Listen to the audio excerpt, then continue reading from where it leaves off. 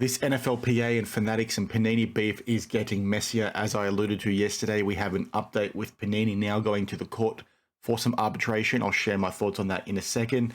But most importantly, we have some insight as to what NFLPA actually called for in order to have this agreement with Panini terminated effective immediately.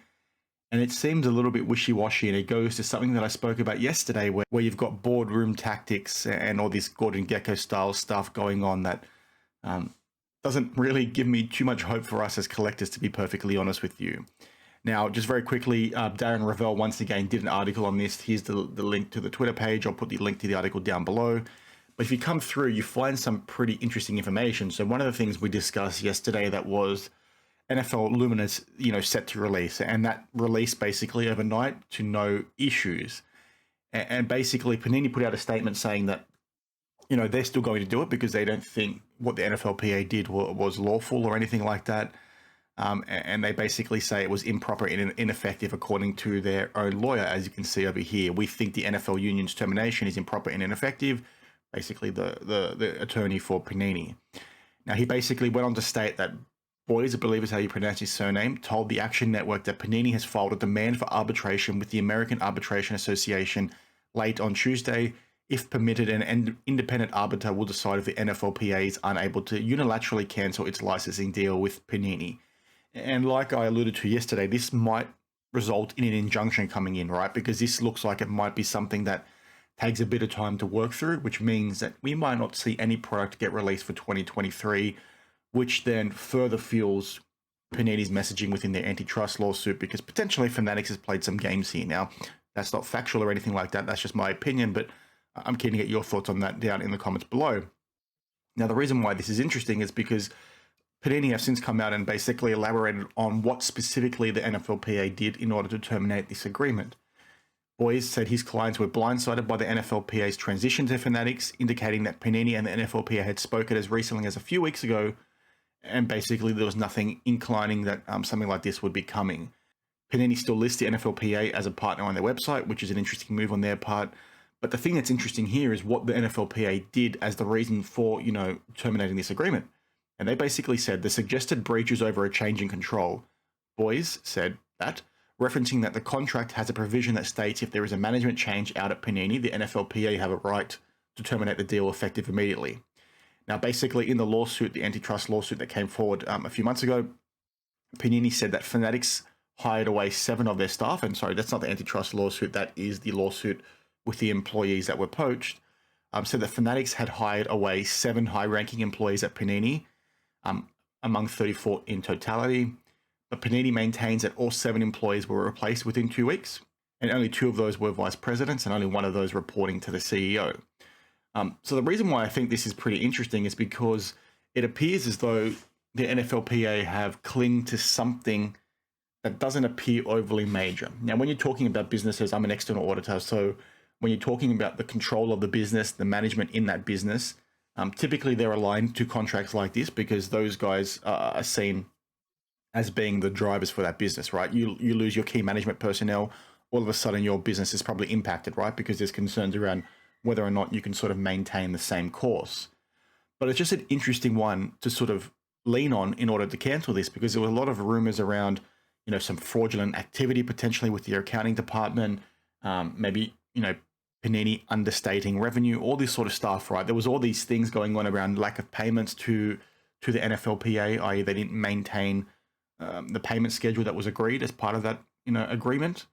But this seems very minor in compared to what was basically out there being rumored. And given that they've sort of replaced the employees with what you think would be as experienced individuals and talented individuals, it might be a bit difficult for this agreement to actually be terminated on that basis. Now, I'm not a lawyer, but I'm just thinking sort of out loud right now. I just find it, a really interesting situation. And then it would also come down, I'd imagine, in this court case, if it does go ahead, is what is considered like management, right? If the CEO has remained the same, should that then impact the agreement? Because the CEO is the one that's driving and setting the standards. So does it really make a difference if key management personnel below him or them are the ones that have been impacted, or the ones that have left? That's the question that's going to be asked. And this just seems, very strange in my opinion. And it sort of just has, three key points that we sort of need to keep front of mind. Number one, obviously the NFLPA has told Panini they cannot sell. Panini is still selling. Basically, they've disagreed with it and are seeking arbitration. So that sort of answers the question we had yesterday around whether or not this agreement being terminated impacts products already produced and ready to release. It turns out it does. Panini are just sort of ignoring that. And then essentially it's come down to a change of management as the reasoning for why they've done that, which I think is a little bit absurd and goes to what we said yesterday, right? Where we talked about how you've got these businesses going back and forth at each other for very sly and dirty tactics and all this sort of stuff. And there's no love lost between Fanatics and Panini, and it looks like it's going to get worse before it gets better, which means we might see an injunction, like I alluded to just a little bit earlier, meaning we won't see NFL 2023 product, meaning we might see the NBA Players Association try and pull the same sort of wool over Panini's eyes. It's just insane to me. And I think it's getting to the point where it's so emotional between Fanatics and Panini, right? There's a clear hatred there, and they're going back and forth at each other for the most minor things. I think that's just going to result in collectors sort of getting left by the wayside. I really hope we don't see collectors get burned. And the way things are going, that looks like the case, and it looks like egos are coming in the way of things and stuff like that. And people have praised Fanatics and all that sort of thing, but they're not going to win themselves any love if they have done something unlawful here, i.e. colluded with the NFLPA, which is just an opinion. I'm not saying that's what's happening, but people will see that and be turned off to Fanatics, right? Because yeah, you can stick it to Panini, right? And Panini can stick it to Fanatics. But the second, collectors and hobby enthusiasts and people that work within this industry are impacted, i.e.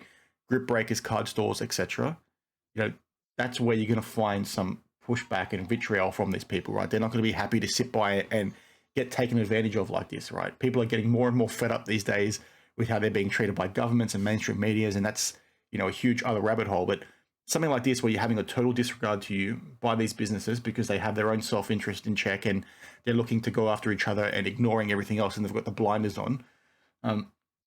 That's not a good thing. I think that's where we're heading, unfortunately. As I said yesterday, this is getting messier. I think it's going to get messier. I think we're going to see so much more back and forth. I'd be very curious to see what Panini does in this instance from an antitrust lawsuit perspective, because they're basically suing Fanatics for essentially not acting in good faith with regards to these negotiations, basically saying they are acting in bad faith, saying they've hired employees, they've made life difficult for them with the printers, all these sorts of things. This is going to be another notch in that belt of accusations towards, Fanatics. And I think we're going to see some very interesting things over the next few weeks. This is far from done. So let me know your thoughts down in the comments below. I will be jumping on IG Live, very likely with Ken Golden and many others later today. I think it's 11 p.m. Central Time or Eastern Time, one of the two. Now, he has been in contact with me since I made that video about the Golden service and the issue that I had, and he just so happened to invite me on. I'm curious to see what's going to be discussed, but I think it's an interesting one. So stay tuned for that if you are interested. Again, I'm not sponsored or partnered or anything like that. This is just going on there to talk about the hobby and trying to give a differing point of view. So if you are around, please check it out. And as always, I will see you in the next one. Cheers.